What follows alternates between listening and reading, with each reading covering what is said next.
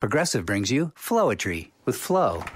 When Flo flows, she flows in the know. Mind ruminates the rates. Shown them all, I heed the call. Seeing the rest, I choose the best. Sometimes it's ours, sometimes it's not. When the fox walks, is it called a fox trot? That's a real question. Compare Progressive Direct rates with competitors' rates. Visit Progressive.com. Progressive Casualty Insurance Company and affiliates. Comparison rates not available in all states or situations. Prices vary based on how you buy. Blog Talk Radio. Welcome, world. Welcome once again to Tuesday Talk with Key West Lou. I am your host, Louis Petrone. Well, we have another crazy week. We have a week full of Trump, and bad things are happening with him. And we've got some world events that need discussion. So let me get started. I want to go first to Syria. Syria today, chemical weapons, gassing today, at least 70 killed, 10 of them children, perhaps more, many injured. It's being blamed on Assad. Probably is his fault. He's done it before. On the other hand, though, in modern times, leaders who have used chemical weapons, gas, have generally been losing when they went to him. Assad is winning big time. He's winning. He's got Russia on his side. Ever since Putin joined him, he's on top. It doesn't make sense. I'm not saying someone else did it. I can't say he did it, Assad. But keep your eyes open and look closely. Let's see what comes down the pike here. It might be Assad. He's crazy. All right? And this all happened this morning, as you well know. Now, Trump bothers me in here because Trump is pushing to join Putin and Iran on the side of Assad.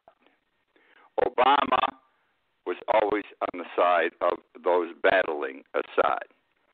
Trump thinks that we're on the wrong side. He wants to be friends with his friend, quote unquote, Putin. Today, in a statement, Trump blamed Obama for the gassing today in Syria. He said, all these people, we just can't do it. That's what the American public wanted at the time. That's what he gave them. Don't blame Obama, Mr. Trump. And no one in this country should blame Obama for the situation in Syria today. The problem belongs in the lap of a crazy man who is now backed by Russia and is probably going to be backed by another crazy man by the name of Trump. Now we got to go to the craziest of the crazy in North Korea. This morning, our friend in North Korea fired a ballistic missile. Okay, he launched a ballistic missile on the eastern side of his country. We know that on Friday, Trump and the president of China are going to meet in Florida, Mar-a-Lago. I don't understand what's happening today. The missile was launched, and this is that pork, this little fat guy. And I am making fun of him. He deserves to be made fun of. Here's a guy that's under the age of 30. He's a powerhouse by birth. Okay? Anyhow, they're making war noises today. Trump and Tillerson, our Secretary of State, everything is on the table. Everything is on the table. It's like, this is it, fellas. The line is drawn in the sand. That war could be imminent. What bravado, okay? Because let me tell you something. We drop a bomb on North Korea. North Korea is going to drop a bomb on South Korea. We have 350,000 troops in South Korea. And they may already have the missile capacity to reach the United States. We don't know for sure. And do we want a war here? No. These things are handled with diplomacy. And Trump's given up on diplomacy. Look what he's done to the State Department. He has no one with experience handling international matters. Tillerson doesn't have that kind of experience because he ran an oil company. Doesn't make him a Secretary of State. And most certainly his son-in-law, Jared Kushner, doesn't have experience in the international field. Let's go on and talk about something else. Trump picks the wrong friends. For years we've had certain countries that are our friends. Countries like Germany, France, Great Britain, Mexico, Canada, the 27 NATO countries. And what has Trump done since he's taken office? He shit on all of them. One way or another, he's defecating on them. He's alienating our friends. 2011, they kicked Mubarak out during the Arab Spring at that time. This was going to be a new Egypt. Mubarak was a bit of a dictator, but he was a good dictator. And this new group was going to take care of everything. They're terrible. They're persecuting, prosecuting people. Women's rights, which were supposed to go big time, have not. And in the meantime, you got to blame, besides Trump, I blame Obama and I blame Hillary Clinton. Because when the Arab Spring occurred in 2011, they immediately said we must support the revolutionaries. And it was a mistake. We should have supported our friend Mubarak. He had been our friend for 30 years. Now, take me, I'm yours. To Russia, Trump keeps saying, take me, I'm yours. That's what I see him saying all the time. Putin, I'm yours. Take me, I want to be your friend. It seems to me that the gangster people of the world, are becoming Trump's friends, and that's the group that Trump wants to run with. It wouldn't surprise me, and I'm being facetious now, if down the road even North Korea became our friend. That's the way things seem to be going. Mexico, NAFTA. Remember during the campaign, my God, what NAFTA is the treaty between the United States and Mexico, the trade treaty, right? And Trump said, no good. We got people coming over the border. And this NAFTA, the North American Free Trade Agreement, worst trade deal in the world, quote, unquote. Worst trade deal in history, quote, unquote. And he says it's taking jobs away from us. It's going to break us. And as part of his inaugural address, and I'm quoting from his inaugural address, he said, the Mexicans are, and I quote, stealing our jobs and destroying our jobs. Well, this is a big guy. He's got brass testicles. Well, let me tell you something. In the last couple of weeks, you haven't heard negative comments about Mexico. And it seems that Trump has changed his mind in the last couple of weeks. Tillerson, what a name, Rex Tillerson, huh? He is our Secretary of State, 15 years CEO of ExxonMobil, and someone, perhaps him, has changed Trump's mind, and now Trump is not going to rip apart NAFTA, just some minor paper changes, and that's going to be it, okay? You're not going to hear any more nasty talk about Mexico. This bothers me too. Transparency. That's supposed to be part of our way of life. We're supposed to know what our government is doing all the time. Nothing is supposed to be secret from us.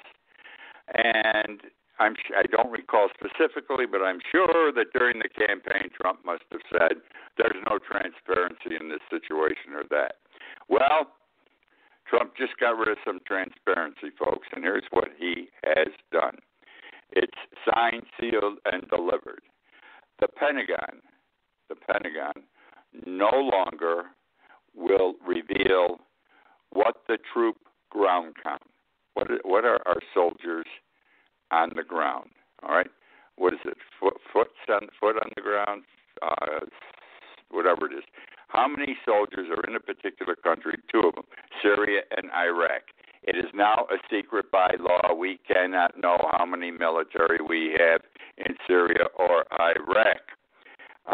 He does not want us to know what the deployments are. Does this mean he's going to increase the deployments there? Because we are always concerned when we send more of our soldiers in harm's way in these Middle Eastern wars. And it's obvious he doesn't want us to know.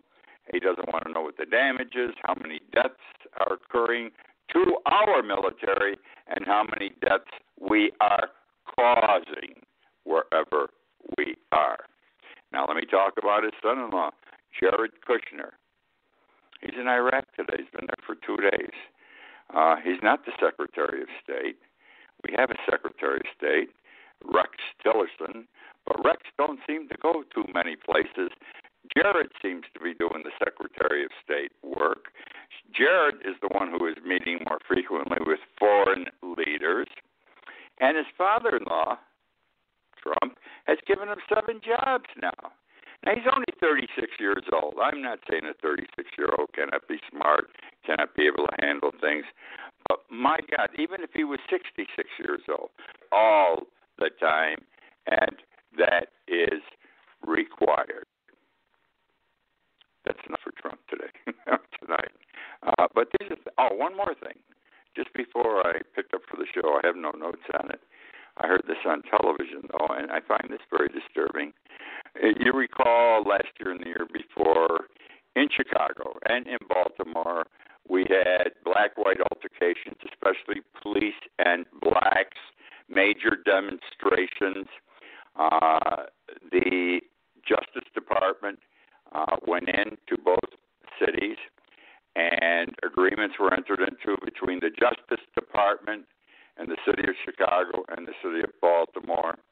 It was announced today. This is disgusting.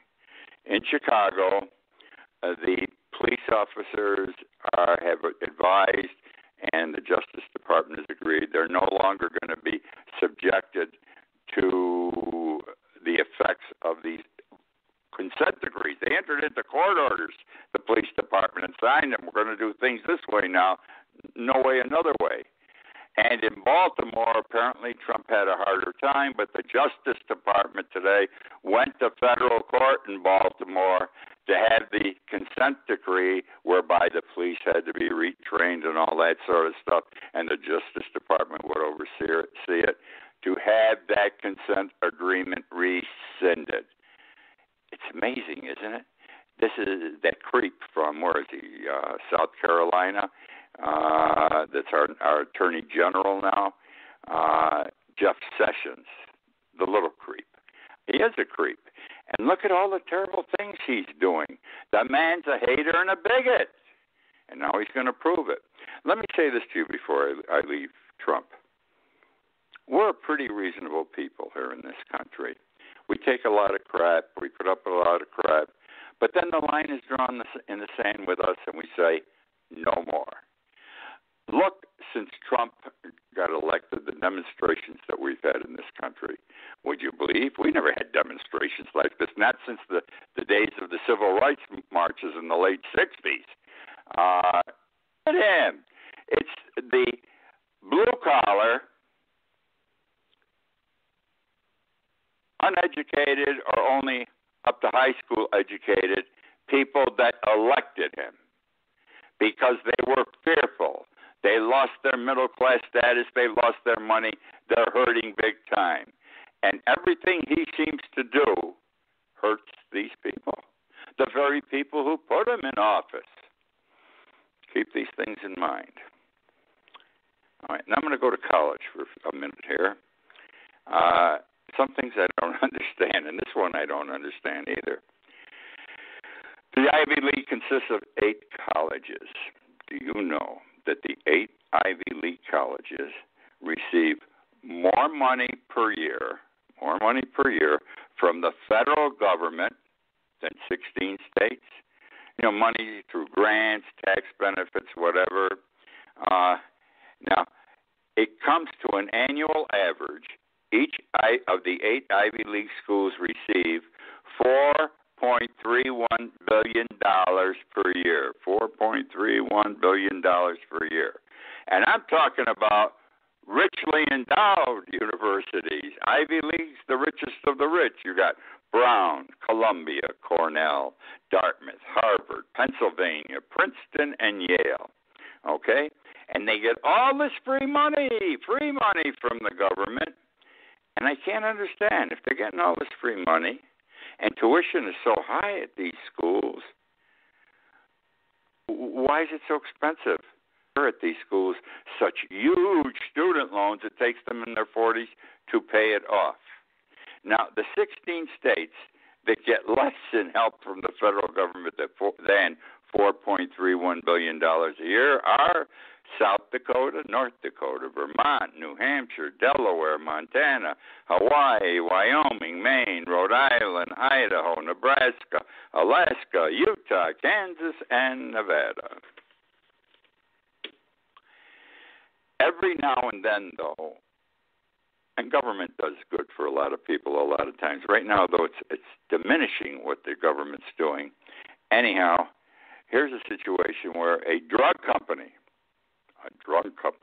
and they're the whore of whores. Don't forget, you know what you're paying for drugs, my friends, even with co-pays, what you're paying for some drugs, all right?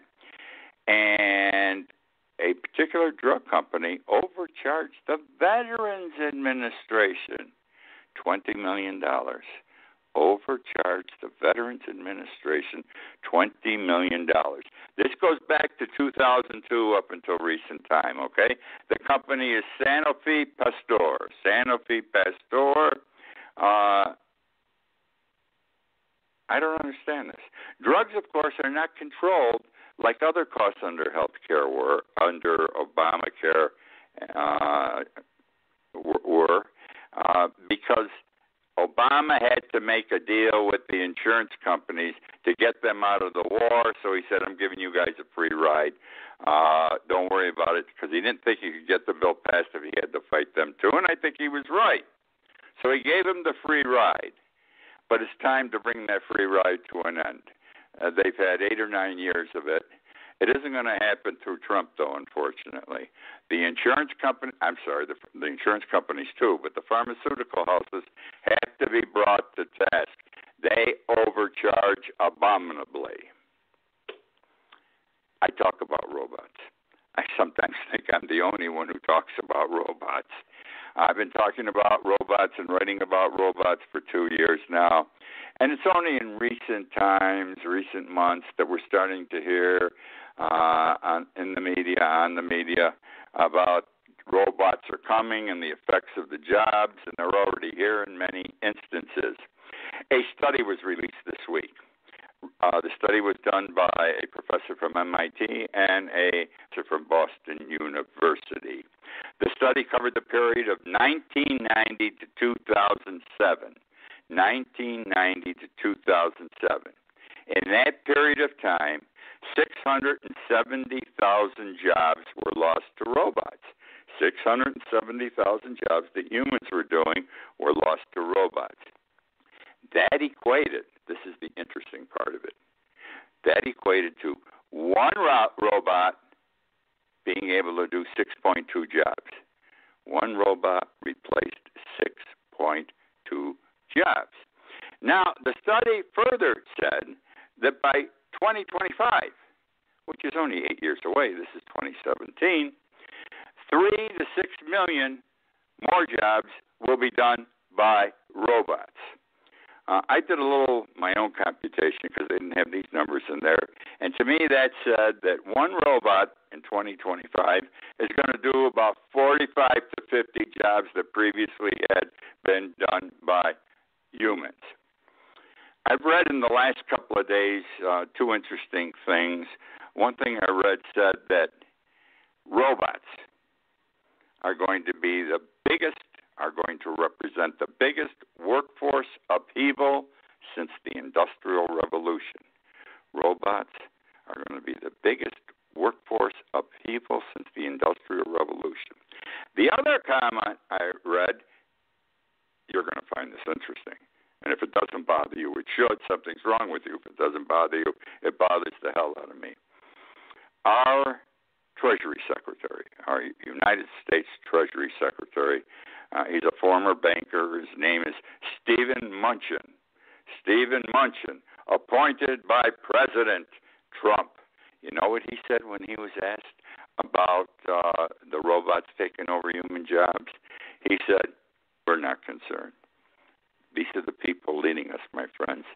They do not know enough about things out there, or they don't care." A poor Marine veteran, he wasn't poor, I don't know if he was poor or he was rich, he was pissed off though, a Marine veteran in New Hampshire, an older gentleman, probably was a Marine veteran from probably Korea, maybe Vietnam. In New Hampshire, he got a parking ticket, and because he parked in front of a fire hydrant. Well, for some reason, he thought this was wrong, and I don't know what the other facts were. The other facts were not indicated in what I read. But when he went to pay his fine, he paid it in pennies. That makes sense. I've read about this being done before, not that frequently. People get irritated, people get pissed off, and they bring bags of pennies. Your headache to count them. Well, he had with him his friend, and his friend was recording on the cell phone, on the video, the gentleman trying to pay with pennies. The police officer says, we don't take pennies. It's against the law. He says, you got to take my pennies. Then a couple of more police officers show up, and they tell his friend who's recording, you can't record. It's against the law. And these two gentlemen didn't raise their voices. I mean, how can you scare a guy that was a Marine in Korea or Vietnam? And he says, no, you got to take my pennies, and I can record. Now they call the SWAT team in. Would you believe this? They call the SWAT team in to confront these two old guys. And turns out the two old guys were right, because the Coinage Act of 1965 says all coins are legal tender for debts. He can use pennies to pay his traffic ticket. And the other situation or ruling was that his First Amendment rights were violated when he was refused permission to record the interaction between himself and the police. That is properly legal. Supreme Court of the United States,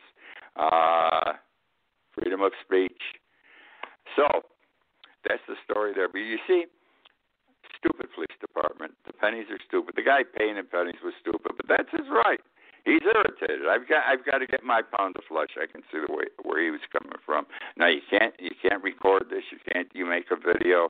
Now the SWAT team shows up. We're lucky somebody didn't get shot. Venezuela update. I haven't talked about Nicolas Maduro in months. Let me bring you up to date quick. If some of you aren't familiar with Nicolas Maduro, he is the president of Venezuela, going on his fourth year as president of Venezuela. Not a good guy. Not a good guy. Venezuela wasn't in too bad a shape. Hugo Chavez did a good job. He nationalized all the oil. They have the most oil in the world, I think, or second most oil reserves in the world. He nationalized oil. The oil companies made them owned by the Venezuelan people, and he cut a check every month to people in Venezuela. Not a hell of a lot of money, but they got something from the oil. Now in comes Nicolas Maduro, okay? Total screw-up. Didn't take him long. Reminds me of Trump, but he's screwing up in a different way, Maduro, because it isn't taking Trump long. Before you knew it, people didn't have enough food. They didn't have jobs. Now they don't have food. And the little food there was, actually there's no food at all in the stores. People next went, and I've written about this and talked about this for 2 years now.